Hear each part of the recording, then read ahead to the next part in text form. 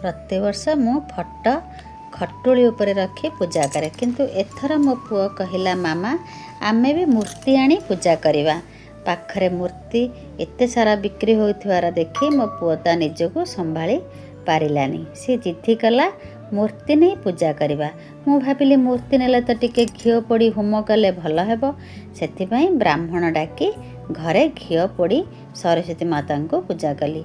मो पुओ झिया दुई जण जाक बसी पूजा कले, नड़िया बाड़ेले, पुष्पांजलि देले, घरे भी टिके घिओ पोड़ा हला। सेथिलागी मन को बहुत शांति लागिला। ब्राह्मण सरस्वती पूजा करिवार देखी मते बहुत खुशी लागिला। ता बापा जेहेतु बाहर थिले घरे नथिले, मते पूजा पई सब किछि जोगाड़ करबाकू पड़िला। फिर भी मते बहुत खुशी लागिला। आ तापरे लास्ट रे मु कंगला सब प्रसाद को छोट छोट करी काटी समस्त को बांटी देली।